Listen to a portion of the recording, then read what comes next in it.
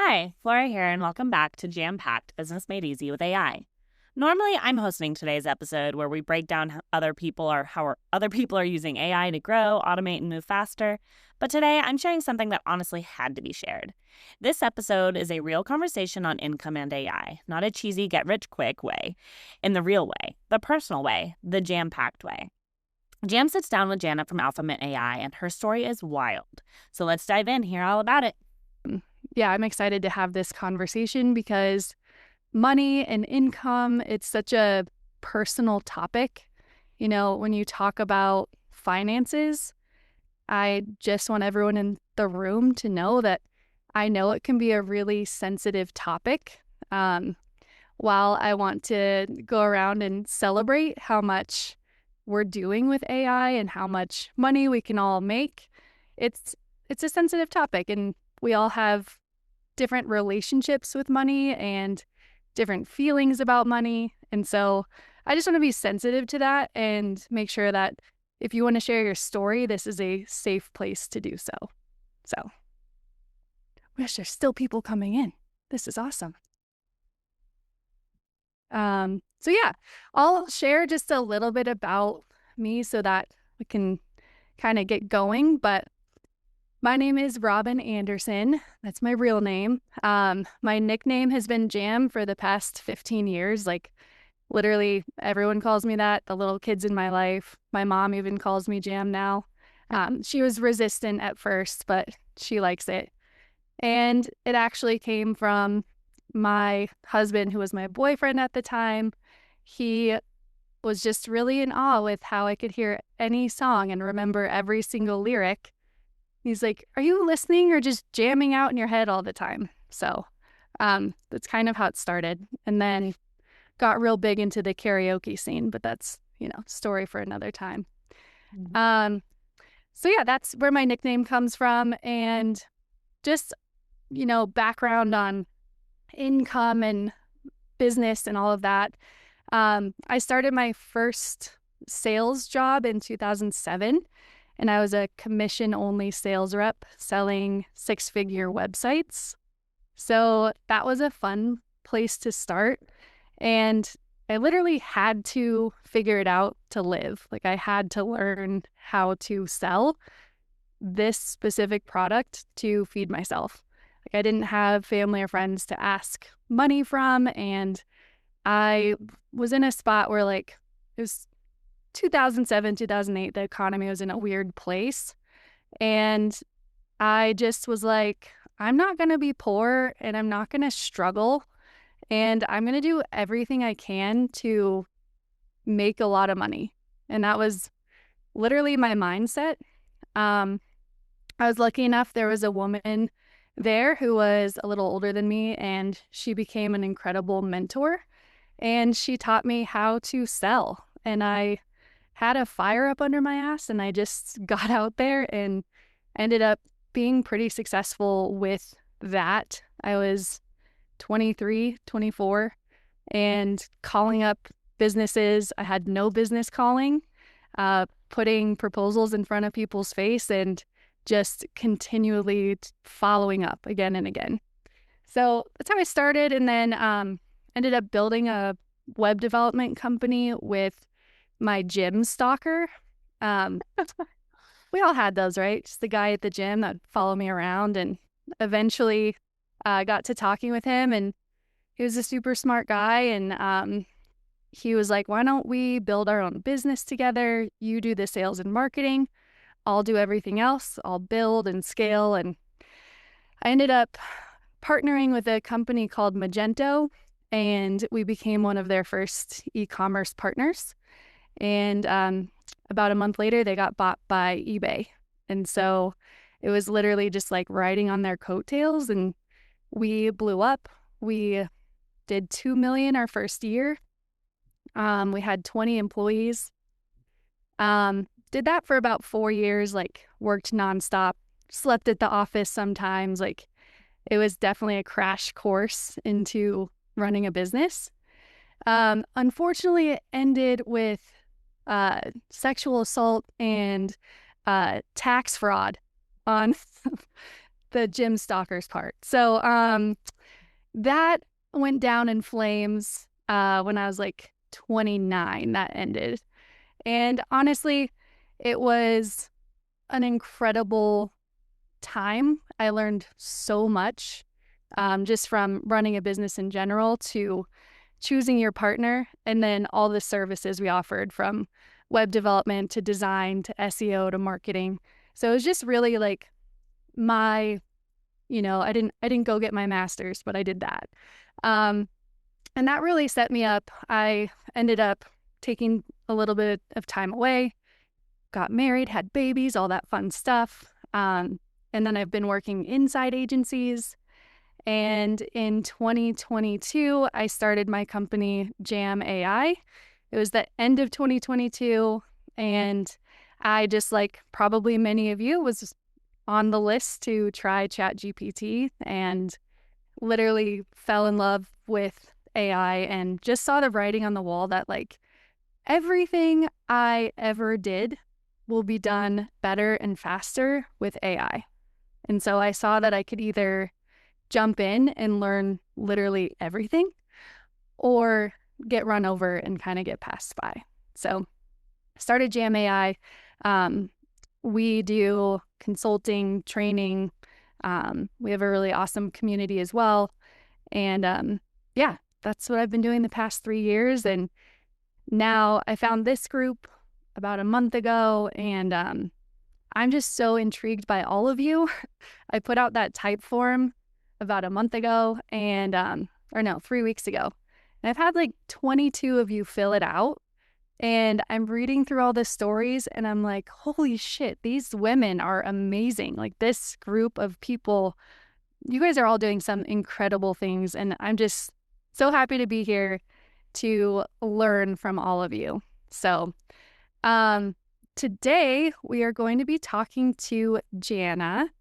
And I thought we could kind of run this as kind of like fireside chat style, Jana, if that's okay with you. But she has an incredible story. Her company looks amazing. I have a lot of questions for you.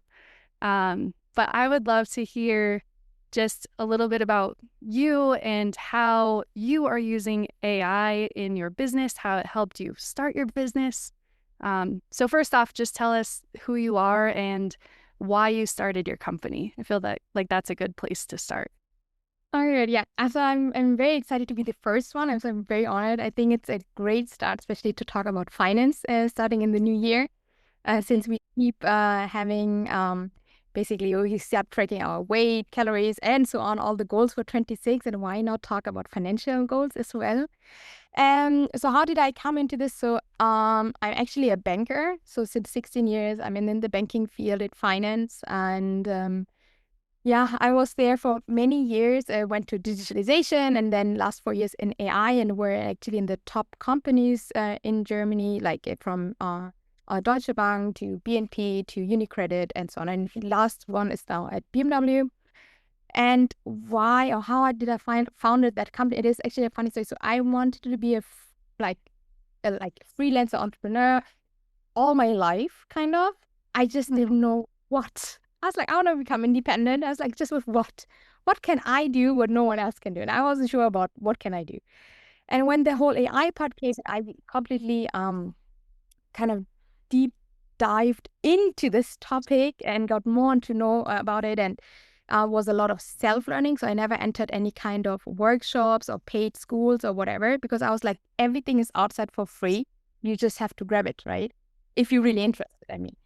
So I was doing this, and the more and more I got into it, I'd be like, okay, well, how about AI workshop, right? So enable more women into AI. And I was like, okay, there are so many, or maybe I'm in the bubble of people doing it. And so I was in the car and listening to a podcast, and one lady, she is from the UK. She was a previous investment banker, and she was talking about how to become financially independent. And while I was listening to it, and I was on my way to my real estates, I was like, oh my God, that makes no sense what she talks in here, right? I was like, you have never been broke. How come you are the one who are like, went to a fancy university, went to a fancy investment banking, did there 2 years, you sucked, you left the company, and now you're pretending to know something about money, right?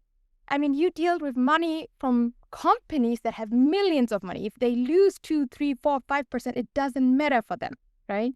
If I lose money, it matters, it hurts. It's my own earned money. And I was listening and I came home, it's like, oh my God, I got the idea. And I told this to my husband, he was like, okay, if you want to. So that's how I started with AlphaMint, basically. So I was like, okay, so many people. And then I started to dig into this topic and I saw there are so many people talking about financial literacy, financial education. Suddenly I got spammed, and I'm sure my iPhone always listens to me and maybe it listens to my thoughts as well. And it was like, okay, here invest in trading and do this course. And I was like, none of you have been in that field. How come you can talk about it, right? Yeah. Why I talk about it was because I was in the banking field for many years and I was broke. So I was mid-20, and that's my story. And I had over 100K debt. And that's how it started. So I had my first baby, my daughter. I was 26. And the letters came in, and I had to claim insolvency, basically. So I had to go with the stroller to some people that help you basically how to get out of your debt, right? And for me, the worst part or the hardest part was, I think, my ego, because admitting that I had a financial problem as a banker, as someone who's supposed to know it, someone who's telling people what to do about about their finance, right? How to save, how to invest, and so on. How come I was broke? And it started all with, this thing like this buzzword, invest in yourself. And it's nice. Where is he? Invest in this course, invest in yourself, invest in this. And I was like, I invested in myself. I started in university, I paid for it. It was my debt. And then it came to it. You're a fancy banker, you have a status, you want to show off, and so on. You want to live a nice life. Then comes the wedding, a bigger house, a bigger flat, and so on, right? So it all I got just deeper into it, and I had to find a way out. And I was like, okay, wait, the system that I have learned and taught people about it while I was working was the only beneficiary in there is the bank itself. So I got my commission, the bank gets the money, the people are saving nicely. All we want is actually that they save.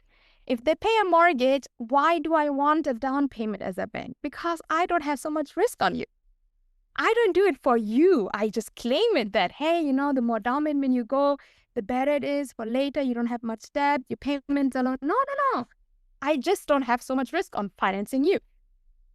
And figuring out that this system didn't work for me, I have to find out a system that works only for me.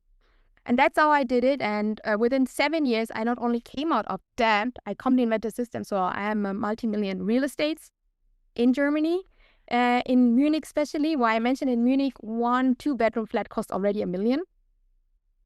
And I never had any down payment. Everything is fully financed. Everything is fully rented out. And why did I get the credits, even though I had to call insolvency, is because I knew the system. So I was well prepared. I knew exactly what kind of real estates do I want. There was never a bad timing to invest. So there was Corona. I bought 2 flats. And the first wave of Corona, I was like, you don't know what's going to happen. And I'll be like, oh, I'm buying now. Now's the time. I recently just bought another house. It was, again, 1 million. And the bank just gave it to me. I'm like, okay, nice. I just prepared, right? Where's the area? It's like in the middle of nowhere. And I just sold it nicely. As you said, like, you have to know how to sell it. So I sold myself as an expert. And I showed them what is the leverage effect, right? How do I use now the right debt for me? Whether it's in my portfolio or in real estate. And with AI, that was the trick actually to leverage and to fast it up. So now I have agents that do that for me. Now I have agents do all the research. Whatever I did manually in 2020 or in 2018 even with my first real estate, now I have now I have agents doing this, checking my portfolio, checking my real estate, checking my due diligence, and so on. And this is where I wanted to start. And I said, okay, not about only financial literacy, but how can I use AI exactly as this unfair advantage in here, right? And that's how I started actually last year. We were on holiday on the way to Croatia. and having our road trip. And I was just on my iPad, just starting to do like all my researches on it, launched like my company, founded it. And all while my kids were playing in the pool. And it was crazy. It was a crazy month. Cliche. I love that. I have a question that's popped up too. Number one, you said there's a moment when you heard like you need to invest in yourself. Tell us about, I have an AI question next, but tell us about that like mind shift and what happened when you were like, okay, I'm going to do this. How did you get there? So, like as I said, invest in yourself became more a buzzword in the last years, right? To sell things and to make you feel like whatever you're doing it the right way. So when I started to figure it out, okay, how do I invest in myself and why would I do that? I was thinking, what skills do I have and what strengths do I have, right? To be productive. And how I can use all these three things to monetize that. I love that. That was different. So that was like, and when I can figure out this one, that was my return on investment. That was my ROI that I can figure out. Now that is the moment I invest. That's the part where it's like, okay, now I dig in because whatever, if I want to buy now a laptop, what is my return in there, right? So I bought this, I did all my videos, I did my content and so on, because at the end of the day, I got more customers doing it. So that's the thing. Whatever you do, whatever course you do, or whatever you want to invest, what is your return on investment? And like I said, like what is your strengths? What are your skills you could use afterwards with that to make? Yeah. Okay. And then I love that. And while you're manifesting and building, tell me a little bit about the platforms, the AI platforms and tools that you were using to not only like help you ideate, but actually build this brand. Mm-hmm. So I started in general like with ChatGPT. It's like my go-to tool. And but I also figured out, okay, I came to a limit there. So then I started, okay, researching, what else can I use now? So I started then Perplexity to understand, okay, what are the finance situation in here? What is my where's my ICP, my ideal customer actually, right? So I always assume people don't know how to save. Yeah. Till I had my first calls figuring out people knew exactly how to save. They just didn't know how to invest, right? So it was a lot of this mindset, how to grow up, what I do and so on. And so then I started basically with, Perplexity. I went then to Claude to build up my whole business knowledge base over there, right? And figuring out like doing different type of projects in there. And for my ICP, for my go-to-market and so on. So this is like where I started to do all of this. Then, as you know, like I used Canva, I used Gamma for content creation. I checked out also like what are the perfect prompts I could use, what are the prompts I don't need. And in between that time, even like from August till like December, the technology again was so fast. So I used Lovable already in January. Again, now my website, I think I built my website with a company here in, I don't know if they're based in Germany or UK. It's Podia. So you have their blog, so you can build up your website. And I redid it, I think, 1,000 times. And then I was like, oh, yeah, shit, I just do it right now with Lovable because they went in December so good. I was like, okay, I can use this as a website now, Yeah.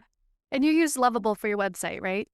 So yeah, at the moment, I'm super happy with that. Yeah, it looks great. I've been checking it out.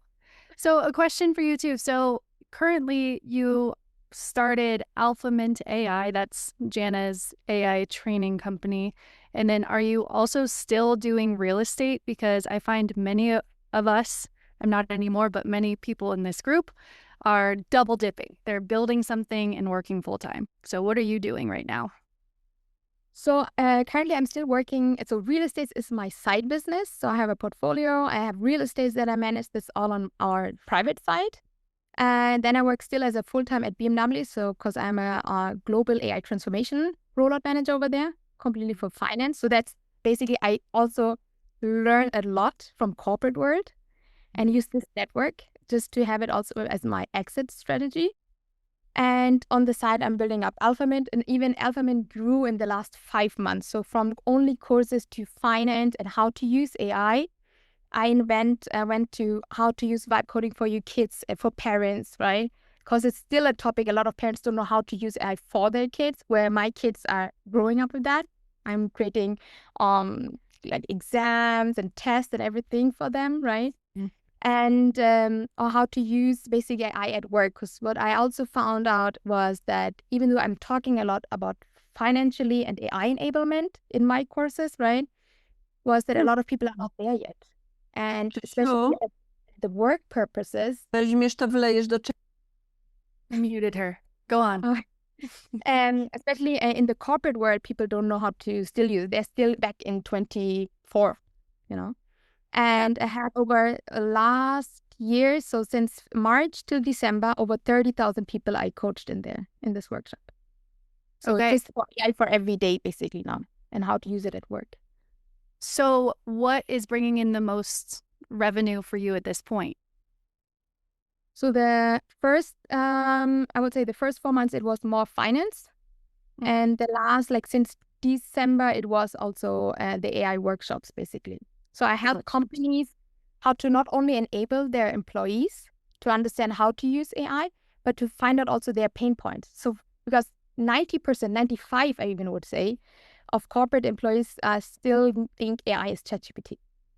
Yes, true. So Jana, I also do that. And I think a few others in this group do too. I know there's a couple that I know by name. And just to answer her question in the chat, her company's called AlphaMint AI. Yeah. But okay, so we're in this new frontier, right? Because there's never really been AI training before. For me, I started doing keynotes also like a year and a half ago, and it became kind of this whole new terrain. I had no idea what to charge people. I was literally just like throwing out numbers to see if it was going to stick. And then one of the workshops, I thought I threw out a pretty high number, and she came back and she was like, oh, that's like half of what everyone else is charging. And I'm like, damn it. Like if I only knew. So what are you doing to make sure that like you are charging a somewhat market rate for your services? So I also did my research in here, like what are the biggest competitors I have within like the DACH area, so Germany, Austria, and Switzerland. And then again, what are my international competitors are doing? And where's also my niche where I stand up? So as you say, like there are a lot of people who are doing the same thing. The problem is they always do it like from top to bottom, and I'm doing it the other way around. So I'm doing it like, I'm not going with a clarity workshop into like find the use cases and then have a blueprint and so on, and then implementing it end to end. I start actually to getting the commitment from the employees at first. So at first, let them understand how to use AI, figuring out what are their pain points, and if those pain points are matching with the use cases the management has. And then to focus on what are the first 1-2 use cases you want to start as a blueprint, right? I have talked to big companies like Siemens, Osram, everyone over here, and they are still in the area of integrating chatbots. Or they're integrating AI tools where the usage is like below 10%. Because if you don't have the commitment of the end user, how would it work, right? So if you talk, for example, to a car dealer, like we're an automotive company and I'm going to sell you a chatbot, whereas my car dealer's job is to talk. So I need then a chatbot simply with a voice, right? So because he can just talk with his phone on the chatbots that give me the latest reports and so on, it would make the usage much more efficient if you talk at first to the ones who are using it at the end of the day. So are you doing the training and then do you upsell it into a consulting gig with that company? Is that what I'm hearing? Okay. Yeah. Cool. That's it. You understand the pain point of the employees, and that you see, okay, what are the use cases you have that brings the biggest business value, and solve the pain points too from those users.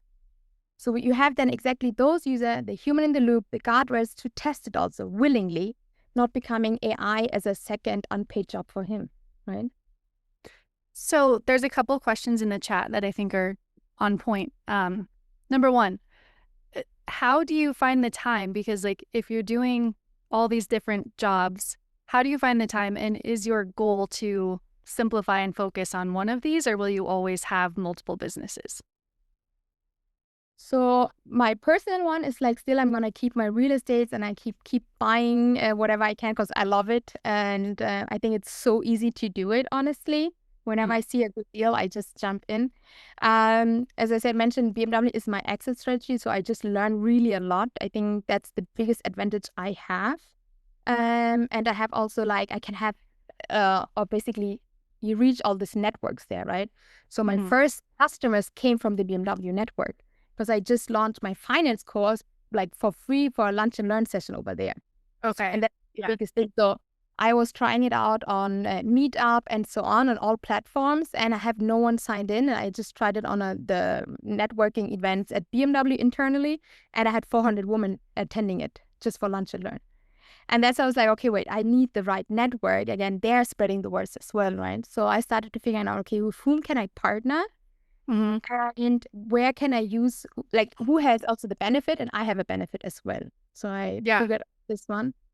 And then again, for AI work, it's like my reputation is there. I'm coming from BMW. That is like, right, in my CV, in my resume on LinkedIn, that's a name you can post. That's a name you can also use as a brand. Because coming from huge corporate and going then to basically all SMEs and just reach out to them and say, hey, you need help. I tell you how to do it, not just, giving you a solution and integrate it, but actually make it usage as well. Yeah. So you kind of answered the next question I was going to ask from the chat was, how are you getting clients for this training? So it seems like it's a lot of like free lunch and learns or putting your services in front of somebody for free to kind of show them how important it is. And once you learn there's buy-in, then you can convert them to a client. Is that right? Yeah. So I had a lot of one-on-one sessions. So I had a lot of free lunch and learn sessions. Out of that, one-on-one sessions then that paid me. And then again, the cohorts that started as well, right? At first with 3, then with 10, then with 20. So it just gets bigger. So I'm going to female festivals talking about like currently my niche is still the woman, even though I didn't want it. Because a lot of men signed up as well. But I think it's for them even more harder to talk about financial weakness or financial failures. They don't want to talk about that. Yeah. That you mentioned there's some men in the room. This is an interesting question both for your finance, actually all real estate, finance, and AI training. Those are 3 things that literally everybody needs. Like it's hard to niche down and find your ICP in those 3 sections because it's literally everyone. I went through that with my AI training. I was like, it's going to be real estate. It's going to be women only. And then I ended up with small business. But like, how did you decide who your ICP was and what sort of AI tools did you use to help you figure that out? And one of the best ones I had was Perplexity, but then it was also reaching out to people and talk to them honestly. So that was like, once I was like, okay, I wasn't sure if I want to talk only to women for finance, let's say. But then when I talked, and also, do you want to go for B2B or B2C, right? So finance, I was like, I started at first with B2B because I was like, oh, I'll go for B2B, corporate financial well-being. And I reached out to a lot of companies and they were like, hey, you know what? It's super interesting, but we have the 4th year of recession. I don't have any budget. But people are burnt out. I said, they're burnt out because of financial reasons, right? She said, yeah, but look, I don't have money to make them have their financial situation better, right? And but then they were like, hey, but you know what? If you offer a course for me, I would join it. Yeah. I was like, okay, that's nice. So that's the one, okay, wait, maybe it's not B2B, it's B2C, right? Yeah. Then again, for AI workshop and having the blueprint consulting and so on, since this is anyways my day-to-day job at BMW as well, I was like, okay, how about I do this AI workshop where I talk the first half of the day only how to use AI privately and how to use my agents, how to use my portfolio to kind of like reset, hey, if you want to do that, join my AI finance course, right? And then go later on to the pain points in your company as well. So that's the way how then I had the loop inside to actually cover both of it. So it's not more work for me. It's the same I always keep doing. And just the end of the day, the second part of the workshop will be then really customized for the company itself. I love that. As you're talking through that, it reminded me of just when I started out and everyone that I told I was starting my company was like, what's your business plan? Like, what do you have? What are you going to do? And I think that's so cute and like so dumb because there's really no way to make a business plan in the AI training and AI development space because there's literally something new all the time. And it's real cute to look back and see like what I thought I would be making money from. So in like 2023, I was creating courses. I was like, I'm going to be the next Amy Porterfield or whatever for AI. And then you realize like courses are hard because they expire and AI is always here. So then I built the community. And then I was like, well, I want to make it affordable so people can join. And just fast forward, like thinking about income streams, right? Like when you're starting out, you just have to say yes and try everything. And I'm not sure if you had this experience too, but like I said yes to keynotes, which was so terrifying to me. And I remember I got asked if I do it, and I was like, yeah, of course I do it. Never done one before. And like I couldn't sleep for a month because I was like, I have to be on stage in front of finance bros talking about AI. Like this is not my thing. In the workshops, and you just say yes, and then you look at your revenue, and like I highly suggest everyone does this. Sit down, coffee, piece of paper, and like write down what's actually bringing you revenue, because I thought I was going to be this like big community and course person. Honestly, the only reason I have my community is because I'm passionate about it and I love it. It's actually not my biggest income stream at all. My biggest income stream is speaking and consulting. And so like I didn't know that that was going to be what I do. And I just think it's interesting that our income streams can kind of shape our business plan as we go along. So does that resonate with you? And did you like what you're doing now when you were in your car on vacation writing your ideas for AlphaMint, like is what you wrote down then what you're actually doing now? No. And we talk now about like the last 5 months almost, right? So it's like, it's crazy. It feels for me like an incredible last part half of the year. But it started already in January because I was like, I gotta do something. Because at BMW, I mean, in any corporate, you're just a number, right? You're just a number. That's it. And I was like, okay, I have to figure out another way. And that's the thing. Like I used them. I used them at my stage, at my working hours, giving them the benefits. So I was at the BMW mini convention and so on. And I was like, okay, what can I do? Okay, I'm good in speaking. All right. Okay, good.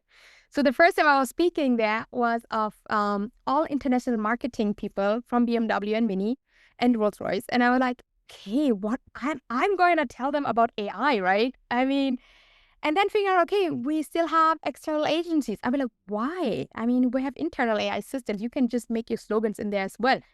I'm like, oh, we can? Yeah, you can. Okay, let me show it to you. And I was like, okay, the more and more I talk then about it, I was like, okay, it's the way how I talk and explain it in a normal way. So we have the EU AI Act taking part, being active from 26. So you have to ensure that all your employees are AI educated, whatever tools they use, right?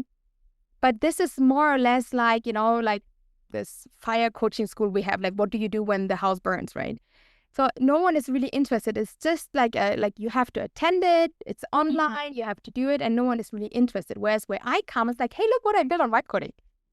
And I was like, what did you do? And then I showed them Closella. I said, I just built it in 35 minutes. And I'm like, wait, what? And that's the thing. Like, I just say it in my way, what I do at home in the evening when I sit on my sofa, and it doesn't matter. So now I just shifted it from my training purposes on BMW network into getting paid for it into other companies. So it's the same thing. Like I just learned what I figure out every tool new again. I don't know anymore. It's like you have 150,000 new AI tools every month launching worldwide. And all we know is what, maybe 10 maximum, right? I mean, honestly, how many do we know and actively use every day? And I think that's the thing that changed. You can't have an AI, I would say, in a business plan, like follow that rule, because it's just, and then as I said, now I have a loop into it, right? So now I'm not actively selling any more finance. but I'm in speaking sessions on female festivals and so on, getting them into my cohort. And from AI workshops, corporate, getting them into also my cohort. Yeah, I love that. I love that. Tell me, so you talk a lot about like systems on your website, and I want to know, what is your system? You have so many things going on. Like, I don't want to know what you're training people, because I feel like we're ahead of that. Tell me, like, what are you using to stay organized and like productive from an AI standpoint? What's your favorite few tools? It really depends on what do I need to do, right? So I'm a lot on LinkedIn. So I tried out TikTok and Instagram, and I was like, okay, I love to make videos. It just took so much time for me, honestly. I still haven't found out a way how to make TikTok for me easier, or YouTube. And I was like, okay, but when I talk to someone, it's just way easier. So it's like more easier for me to record myself when I have a meeting with someone, because I feel it's more authentic. That's more me. Versus when I have just a camera and start doing recording me.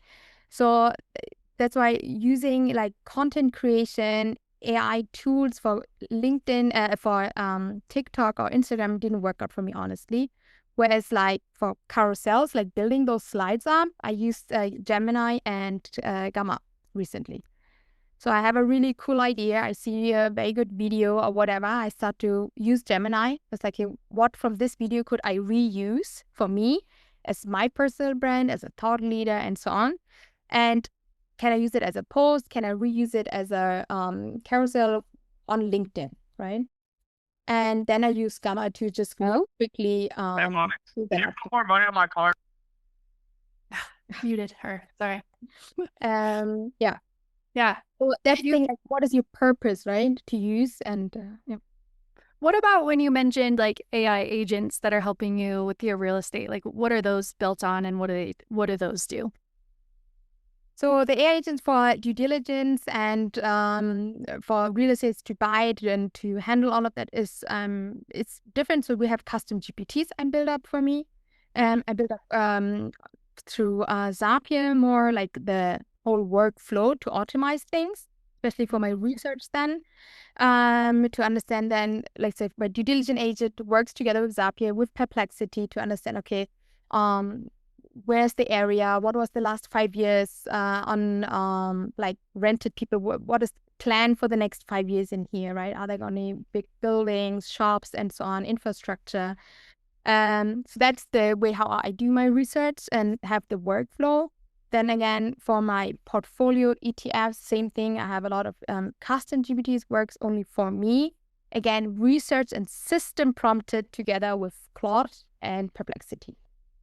So it's just a mix of all of them, and then having one to use it. Yeah, I love that. And obviously, you're in this group that we're in, and it's an awesome group. So you're learning a lot here. But you mentioned there's like 100,000 AI tools coming out every month. And for me, I put time on my calendar every day to go learn something. It's like something I really prioritize. How do you stay on top of what's out there as somebody who's training? Like, how do you make sure that you're on the cusp of knowing, the right AI tool to train on? So it's not just only about, I think, the new tools that are coming out as well. Also, like the existing tools are getting way better, right? So how do you also stay back on there? So if you would tell me, okay, wait, there was Bird on Google like 3.5 years back, and I'm like, oh, I'm not gonna use it. That's shit, right? And the latest launch of Gemini was like, it's amazing. It's so that's the thing. Like, again, what are my skills and where I can be productive? And that's the way when I start to deep dive into it. It's like there's a new launch, people are talking about it, okay, I'm giving it a try. I don't really try to block myself every day, half an hour, 1 hour, because I'm kind of like, I get lost. And I lose track of time because I'm just into it, and then suddenly 5 hours are gone. But I start to figure out, okay, which tool would be good for me to make more revenue. So this is what I do. So there was Notion. I used Notion already a year back. But now Notion has AI agentic into it and vibe coding in it.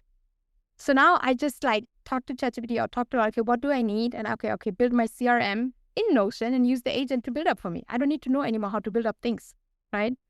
And that's the way, like, they're also improving. And I just try to figure out, okay, which of the tools I'm using and when do I start actually using also new tools. So Lovable from January to December had an incredible evolution, basically. Like, really, it was so good now that you use it as a website. And I really believe that in the next 6 months, they get more and more better, that you can use it even productive, really good in the corporate world.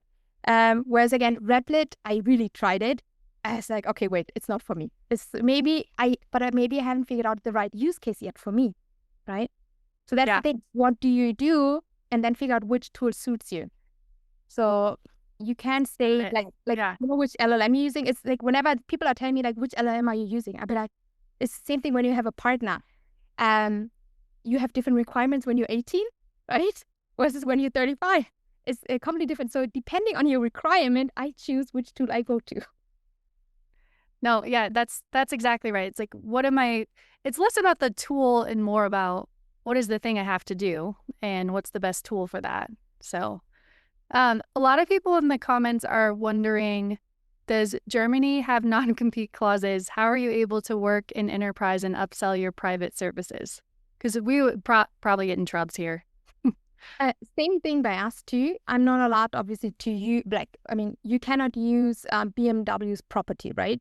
Like whatever I built. But I'm not selling BMW's use cases because using IDP, the Intelligent Document Service, is built up by Microsoft, not by BMW. It's just that I don't reveal their use case. But whether I talk now in finance departments, in HR, in procurement, in supply chain, it really doesn't matter because the end-to-end workflow, it always works the same. You have somewhere the data comes in, you have somewhere the data goes out, and I just optimize the workflows, right? So that's why I don't get into competition with BMW. It's more just like where you're meeting people, it sounds like. It's more like where you're meeting your ICP in a way. Yeah, and on LinkedIn. Yeah. That's the best thing. Yeah.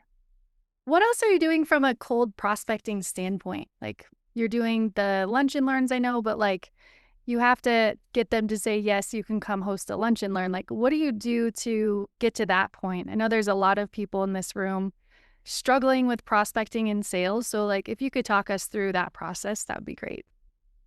So what I figured out is that it's always, I don't know if you heard about the effectual principles. So tell us. So one of it is partner with people. It's not, and that's the thing, like, I don't ask them, well, like, how can you help me? It was like, how can I help you? So how can we have kind of joint forces? So I started to talk to coaches for C-levels, and I'll be like, okay, so what are the problems they have? Because they reach out to me, hey, Jana, do you need a coach? Right? And I'll be like, okay, what do you do? And I was like, okay, well, so what are the main problems your C-level customers have? And then she was like, yeah, they're feared of AI. And I said, hey, how about we join? Like, how about you do this and I do that? And you have a complete package suddenly, right?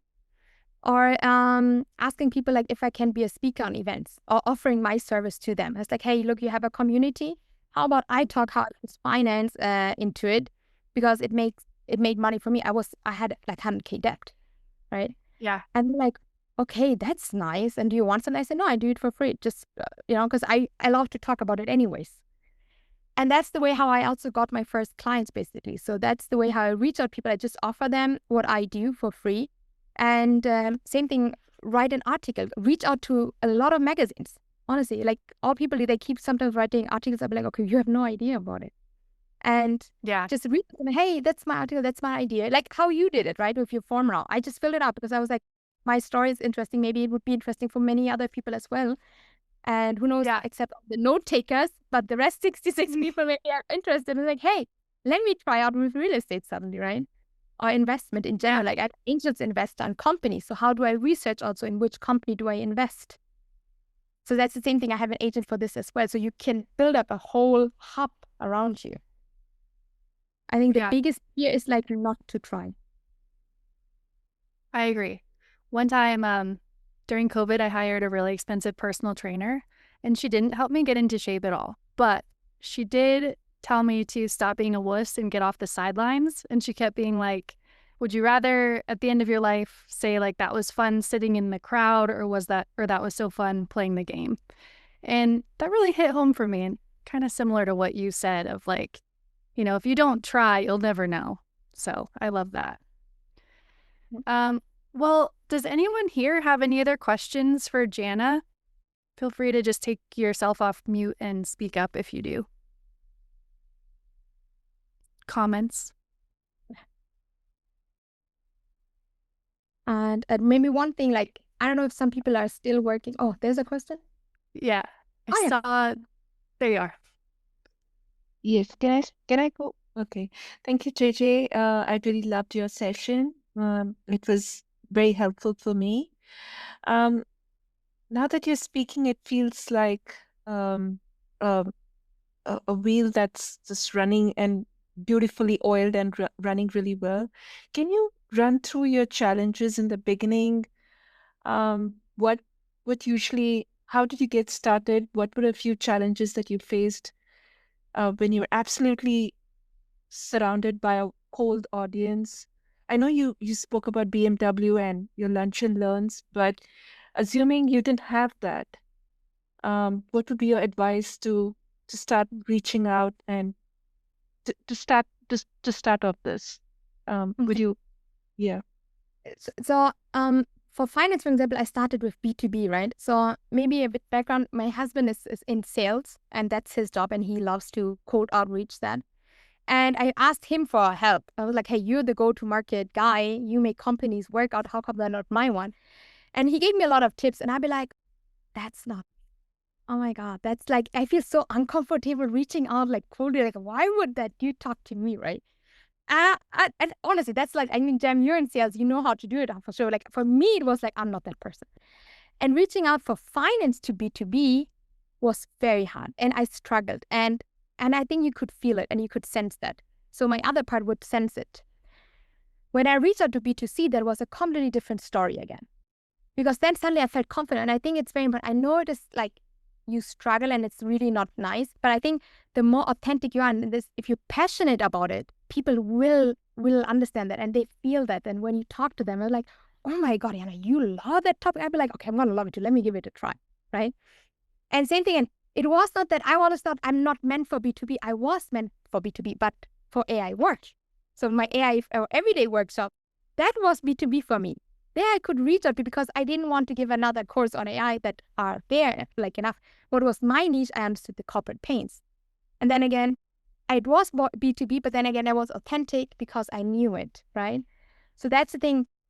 Whatever you do, again, use your skills, be productive in that one. What is your strengths? Is it empathy? Is it reaching out and so on? And then do it, be authentic, be yourself. And I think then it just comes. And then the first 1, 2 are hard, but then it's just, I think I always feel like I'm better in calling people and talking to them and having then the audience. So that's why I always offer everything like for free the first sessions, right? Go on stage, go in there. It's for free. Okay, fine. But I talk and people keep remembering my name and they reach out on LinkedIn suddenly, right? So I hear a lot of like, oh, it's for free. You don't have any revenue. No, it's actually because I still train as well, right? I learn a lot. And we just talked about the last 5 months of my life doing so much incredibly. And it is possible. And there's enough space for everyone actually still. It's crazy. You just find, if you're comfortable, I feel like people get to see that by you. Great question. Kelly, go ahead. Hi. I was wondering if you could talk a little bit about the hub that you created that you said, would reach out to editors or press to sort of get some buzz around you. And also, speaking of sort of organic hits, when you want to be able to get yourself in front of, particularly in my case, B2B, but you don't really want to buy ad sales or seem too salesy, any tips on sort of doing that and having it still feel organic, but drawing those leads in would be great. So my hub, by reaching out to you, like let's say newspapers, speaker events, and so on, is that it's like I use my network a lot. So whenever they have someone in their network, they're like, hey, Jana, go on this stage. So that had really helped me. There's like whomever I had on LinkedIn, on my personal contacts that I knew them by heart and they know me, I reached them, hey, so you know what? I made myself like as a freelancer, I work on this one. If you know someone who needs it, let me know. I would lovely to speak on it. Or let's go for a coffee. Let's meet in person and so on. And same thing for articles, magazines, newspaper. I just reached out to them, like whether it was the Times or whatever it was in here.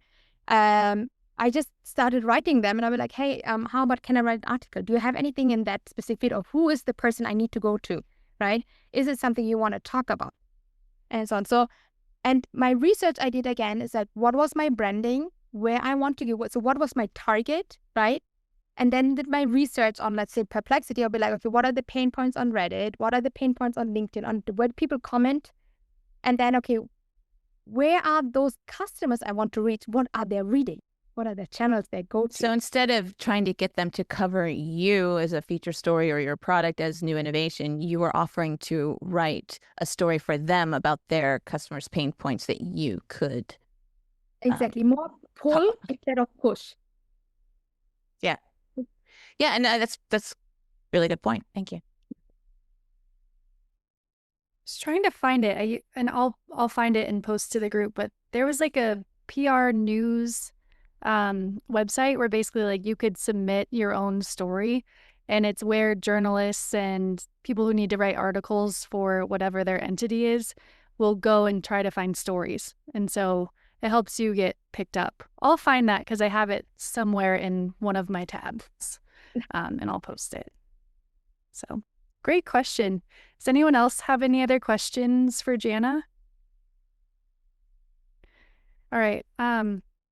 Jana, could you share like a small habit that has really helped you generate more income? And it could be AI related or not. It could just be like a habit that you would share with us that might help us make more money. So one of this habit was, what was one of the habit? I think the way how I maybe started was like I had a boss, like when I was in my second maternity leave and I wanted to go back, and she told me I wanted to start with 15 hours, and she told me, I'm not a charity, Anna, you can't come back like that. Oh my gosh. And I was like, what did you just say? And I was a project manager running for UniCredit, and I was like, what? I worked my ass off, and I was like, okay, I'm gonna leave. And I was like, okay, why would I leave it? Everyone who wants to be a freelancer, who's doing it on themselves, why do you want to do? Do you want to be financial free? You want to do, you be your own, right? You inspired of what you're doing again. And it became a habit. I was like, okay, how can I be a better version of myself? And it sounds like so, oh my God, it's the same sentence I heard maybe a lot of times is, I have 2 daughters and they're raising up in an environment where women are still underestimated. I'm working in finance, I'm working in automotive, and now in IT, right? And I'm completely underrepresented like there. I'm the only woman with a lot of guys over there. And I'm not saying we're the better version of it, right? It's just that we have other skills that we should embrace and use them to make money. Yeah. So if like I was never talking a lot, and I was like, oh, I can't do a presentation. And my previous boss was saying like, Jana, you had the worst presentation. You're so bad in it. And I think like 6 weeks later, I was standing in front of like 600 people and presenting about AI. I mean, I didn't study it. I'm not a developer, right? I just talked about what I love to talk to in my way. And that's the way I think how you easily actually make money. If you do something that you really, really like to, and you don't get tired of it. Mm-hmm. But then break it down and make it a habit that you focus only maybe 2-3 hours that brings you money in. Because you get lost. You can't have the perfect thing. Like, do it out, concentrate. Maybe sometimes 2 hours are better than 10. And I also had to learn it the hard way, honestly. Yeah. Well, thank you. I love that. Your story was awesome. Thank you for being our very first interview. It was very brave of you. And I'm glad we did this with just you because, like I said, I was thinking of doing 2 interviews per session, and I don't think that would allow us to tell these stories like this. So we'll move on and do 1 per session. And I love this. Maybe we'll do more than once a month, but this was really fun and I appreciate you. And I just want to say too, reading through all the Typeform responses that I got, people are making money with AI in a lot of really different ways. I know Jana and I both kind of do the same thing, but there's some really great stories about people developing apps, people using Fiverr and Etsy with AI. Like, there's some really cool stories. So I'll really make sure to bring in different perspectives and different types of AI careers as we move forward. And I'm super open to feedback. So if you have any ideas or hated this or love this, please let me know. You could send me a message on school. So, well, thank you all so much for being here, and we'll see you in the next one. So have a great afternoon. Great. Thank you so much. Have a nice evening. Thank you. Bye. See you. Bye.